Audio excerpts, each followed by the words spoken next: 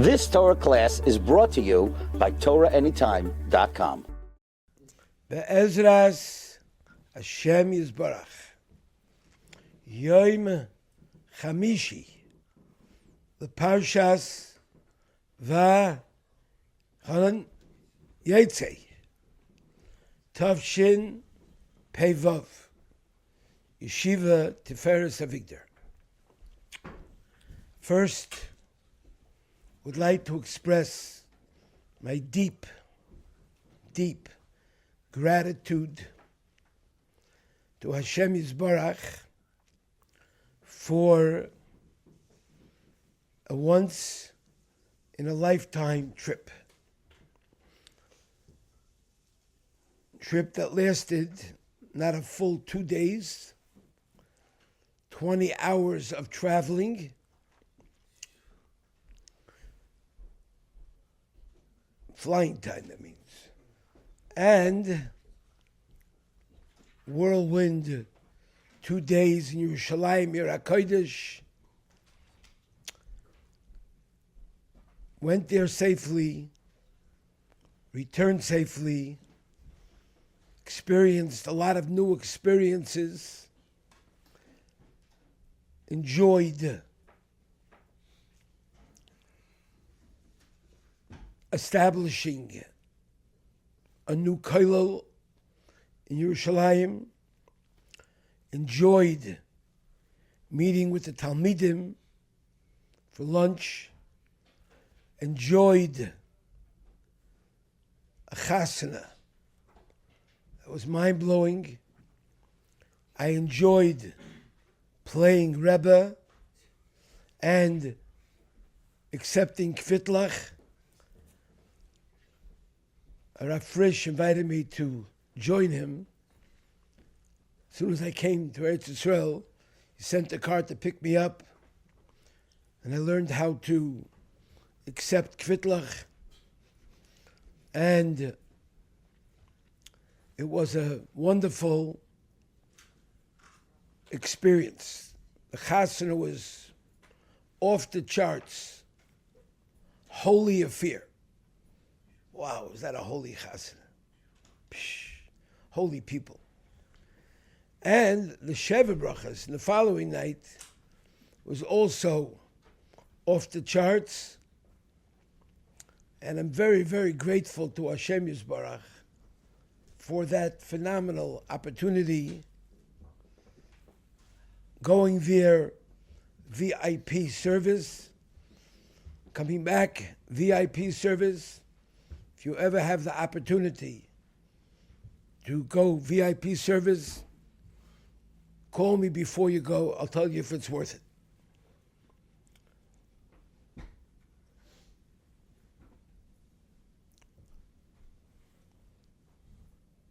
And now we're home safely, Baruch Hashem. And I had some insights that Hashem brought to my mind, and I want to share with you today. Amazing insights that are very relevant.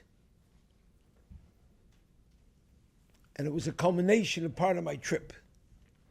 In this week's Parsha, we have Rachel Imenu coming to Yaakov and saying, "Bring me children.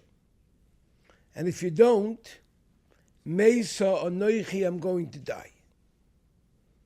Rashi explains, "Bring me children." And this is what, did your father treat your mother this way? Your father davened for his mother. How come you don't do the same thing? You don't daven for me. So Yaakov says to you, did I hold back your children? You want to know why I don't do what my father did, who davened for his wife? My father didn't have any children. So therefore, he davened for children. So once he davened for himself, he davened for his wife also. But I have children, Yaakov said. So Ki'ilu he's saying, why should I daven for kids? Am I the one who Hashem withheld the kids from? No, Hashem withheld kids from you. So what was he trying to say? He says, Avram, your grandfather, had children from Hagar. And that was a very big accomplishment on Sarah's part to give Hagar to Avram. And because she brought Hagar to Avram as her tzara, as her co-wife, it was a tremendous vitur. That's why Sarah had kids.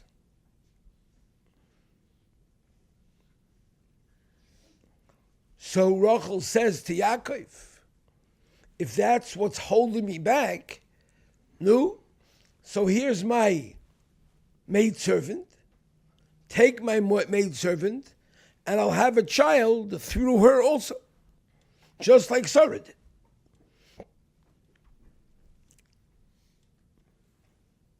Just like Sarah. So listen to this amazing pshat. It's an insight. It's a pshat and has many, many lessons. There was a goyin whose name was Avram Yafin. He was the son-in-law of the Alter of Nevardok. And he said like this, there's no suffix that Yaakov davened for Rachel. Do you think Yaakov, who loved Rachel, didn't daven for her? Of course he davened for her. So what's going on? You know what happened? He wasn't answered. And Yaakov knew that his tefillah wasn't being accepted.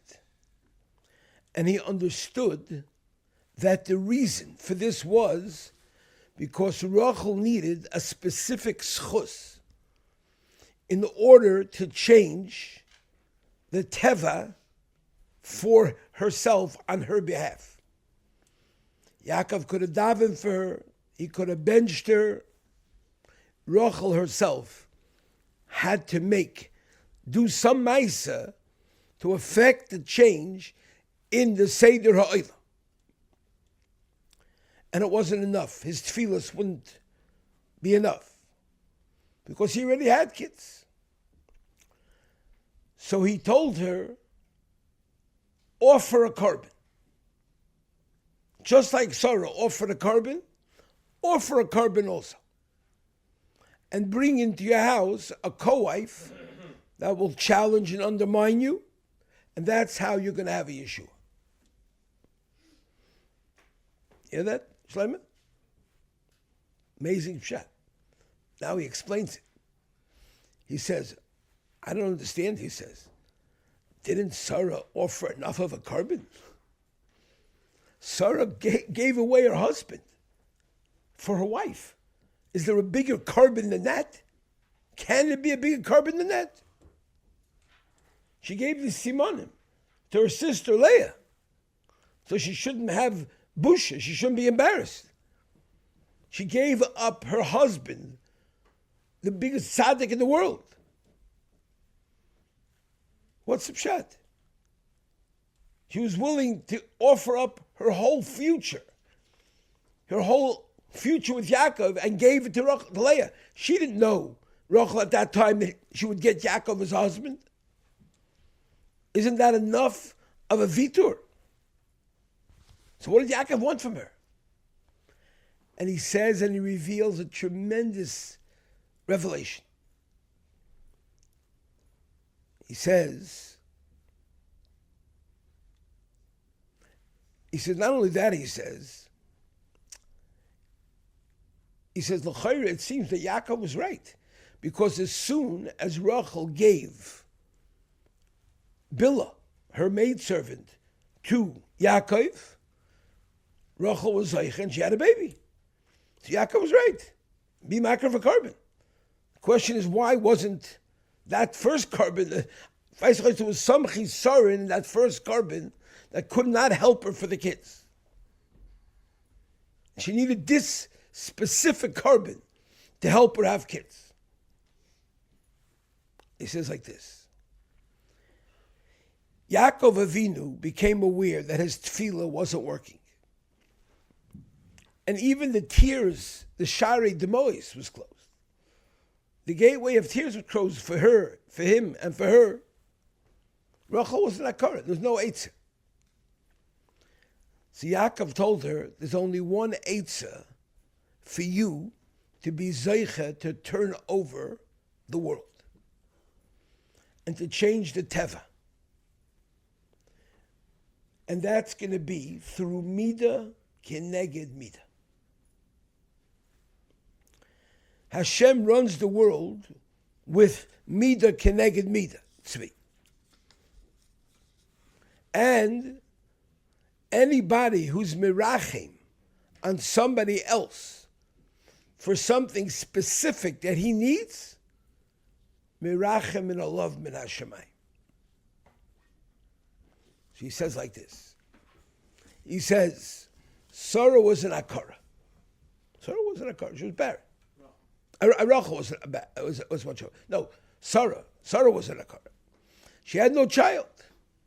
So what did she do to get herself a child? She brought Hagar to Avram. And she was mizakeh Hagar to have a child from her husband. That was considered the biggest vitor that Sarah could have done. The biggest sacrifice Sarah could have done is to give her maidservant to her husband to have a child from him. And that's why she was now Zoicha, Midah Keneged Midah, and she was now also Zoicha to a son. In spite that it went against the nature. Yaakov Avinu tells Rachel, my dear Rachel, the Mesiris Nefesh that you did for your sister is above and beyond, is next level. That was Mesiris Nefesh like nobody's business. But that Maisa was done in order to prevent your sister from being embarrassed. So you'll be zeicha not to have embarrassment. You didn't do it in order that Leah should be zeicha to have a child from Yaakov. Therefore, as great and as superior that Maisa is, it's not going to bring about a midah keneged midah. You're only going to get accordingly. You know what it would bring you? You know what it brought her? He said that you should also get married.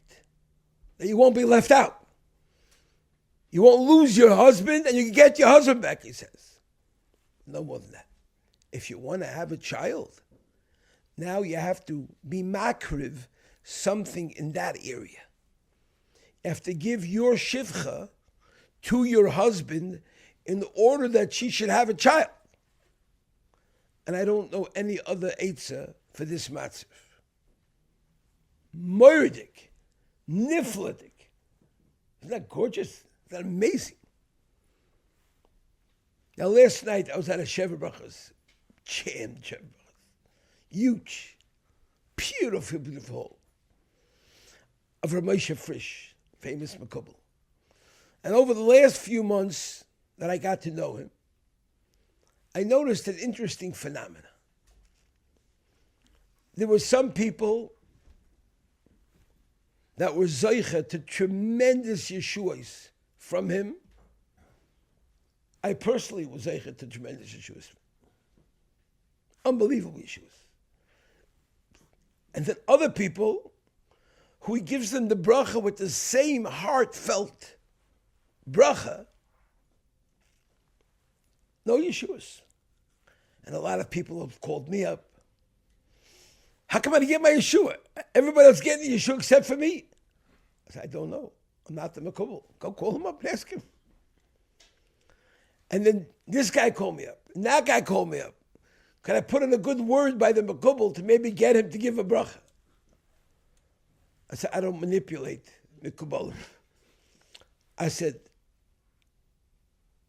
that was the question that I asked last night by the Sheva Brachas. A lot of people smiling. I said, everybody's waiting for the issue. How come not me? I'm going to tell you the answer. I said, Rav Moshe, he is a leiv toiv like you can't imagine. He has such a good heart. He's such a roitze lehetiv to people. It's astounding how little he needs for himself, how little he lives on, how little food that he eats. All he wants to do is be mative with other people, do good for others. But I said sometimes the problem is not with his brachas. The problem is with you, the recipient of those brachas. You're not a keli to be able to receive the brachas. I said, so now the next question is going to be, so what? Do you have to be a keli to receive the brachas? I'm not going to answer that question now. I'm just giving you the answer to the first question. But now I'm going to share with you the answer to the second question. In order for somebody to be a vessel to receive brachas, now you realize most people who are going to him are not asking him for simple things. Most people are not fully beim Zinnen.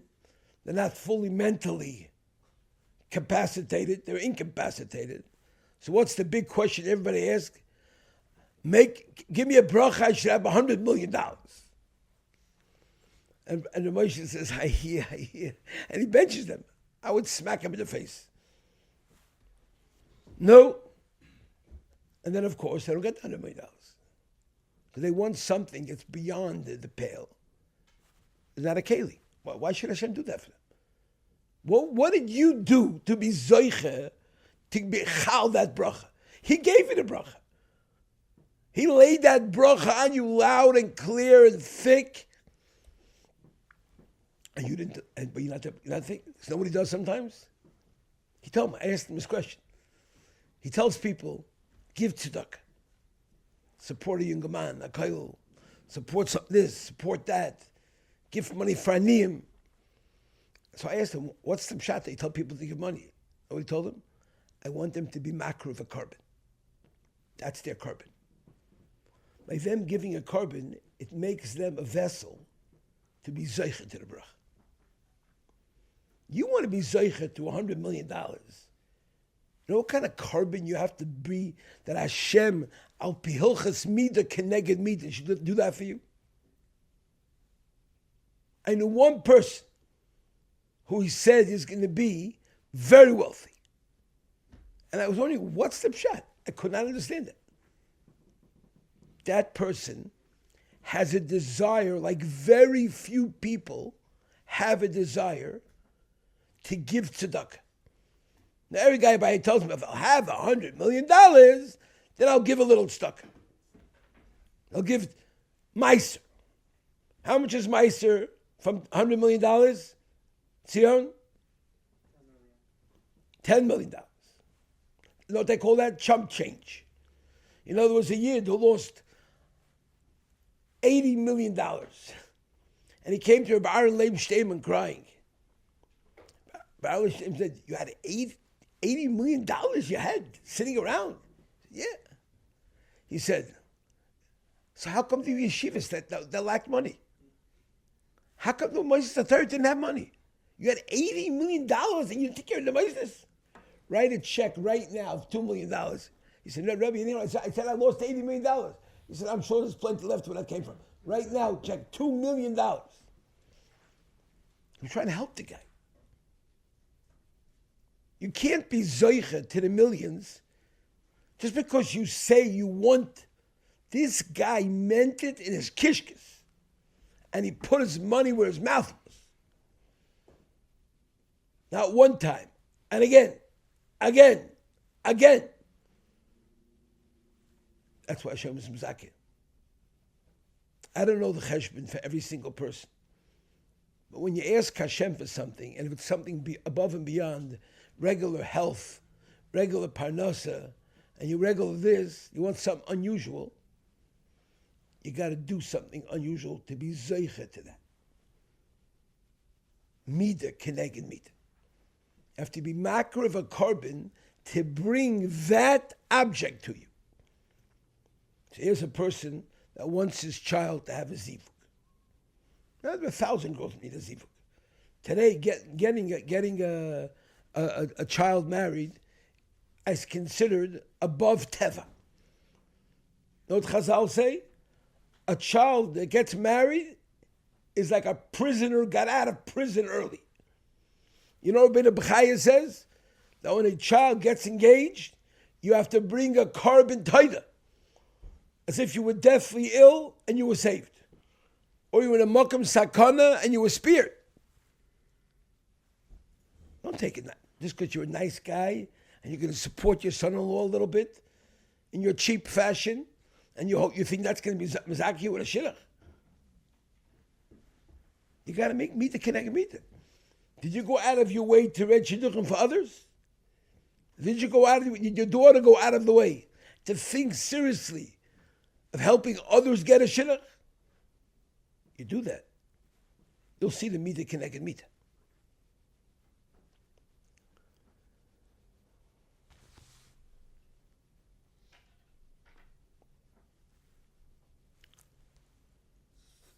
It was a nerdik maisa of a Talmud Chacham Muflik, very big Talmud Chacham, who came to Rabbi Aaron Leib Shteiman, and he was crying. At least was Veinster, why are you crying? He's crying. He has a number of daughters who are getting older,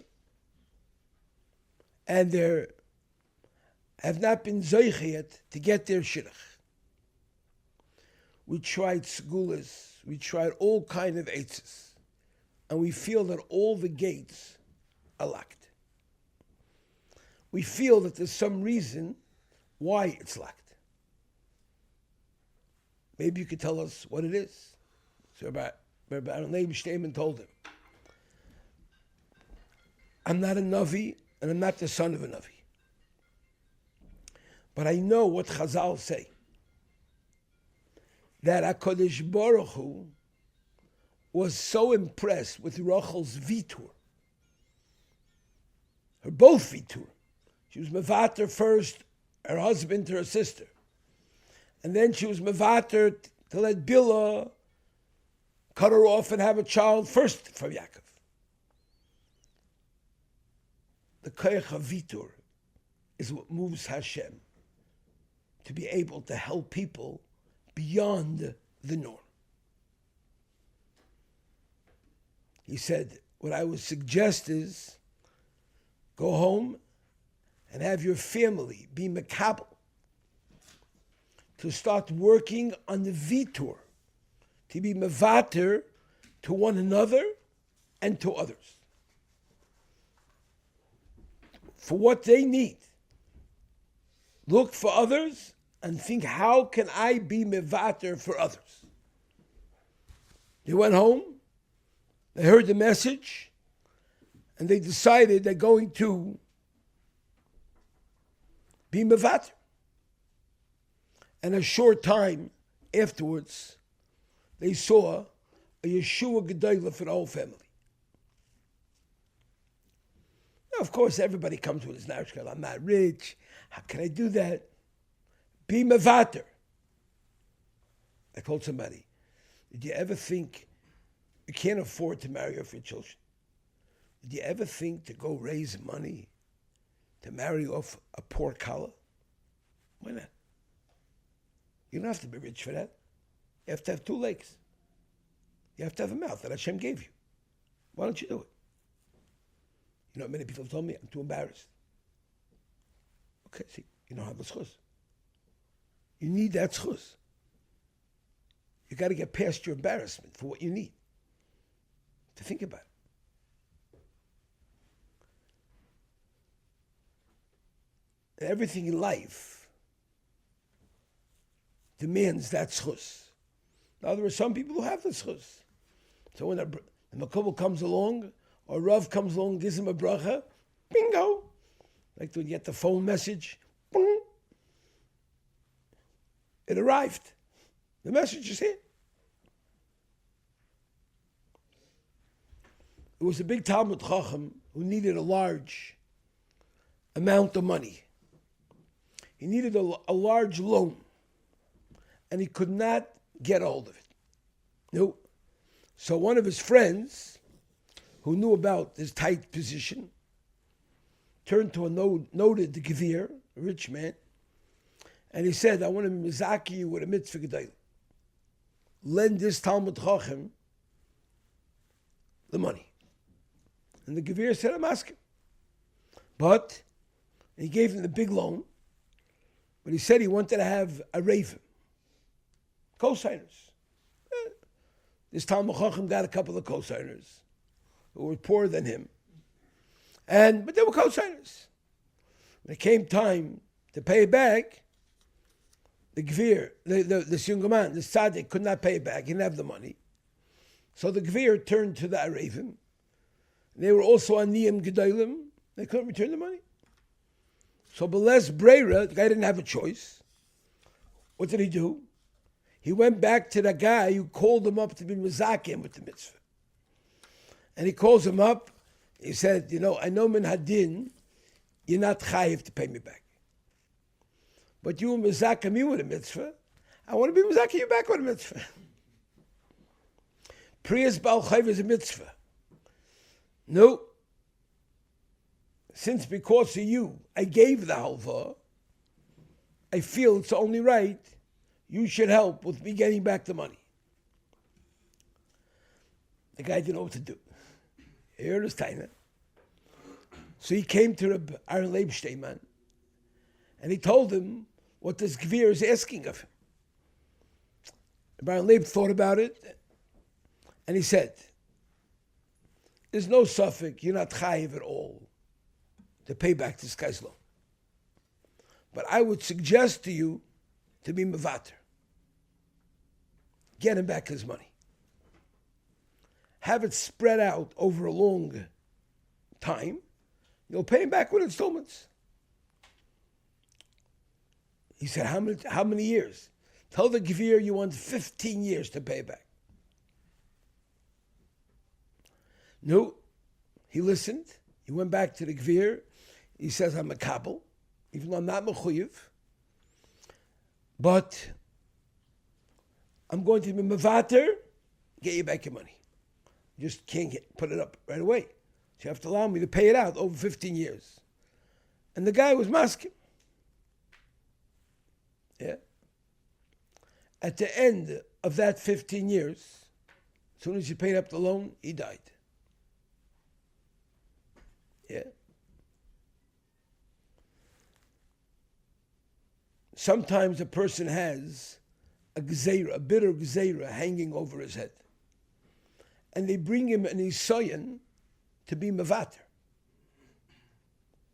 And if he steps up to the plate and is mevater, mida keneged mida, they're mevater to him also. And he got another 15 years. Because he was mevater to that yid, even though he wasn't mechoyev, Hashem said, I'm mevater to you also.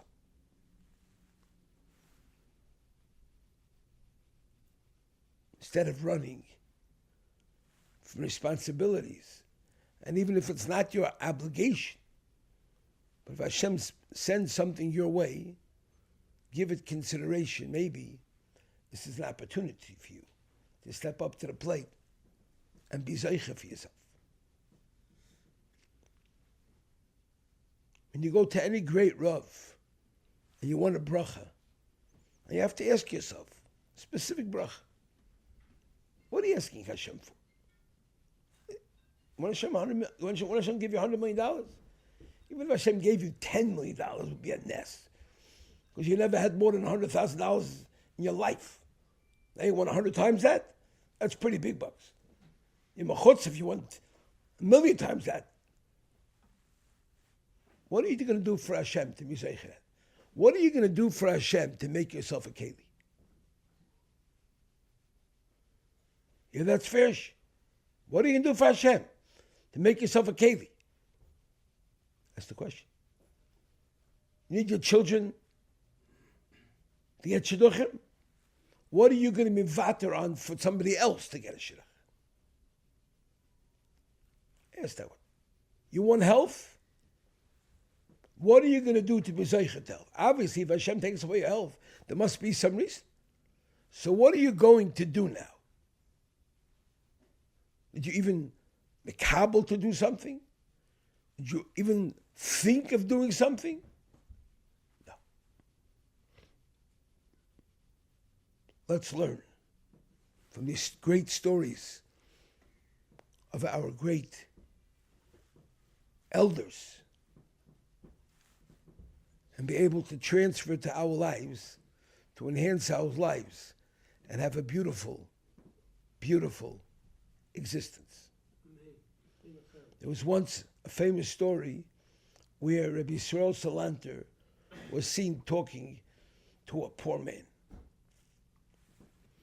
And he went over to the poor man, and Yisrael Salanter was mamish, all worked up and mamish. So people thought he was giving him musar.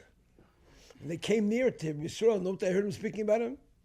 How important it is to open up your own koil. And the guy was pounding him, and the guy didn't have two nickels to rub together. So when they finished the conversation, they went up to Talmidim, went out to Rabbi Yisrael, said, what are you doing? He said, just because he doesn't have money, that's not a reason he shouldn't want to open a koil. Let him want to open a koil. If he really wants to open a koil, that's a tremendous zach. You want to collect money for aniyim? You want to raise $1,000 for aniyim? Do you want that? Why not? Shame on you. If you want it, you just can't do it, then you're an einus. But if you want it, that's going to be a schar. You've just experienced another Torah class brought to you by TorahAnytime.com.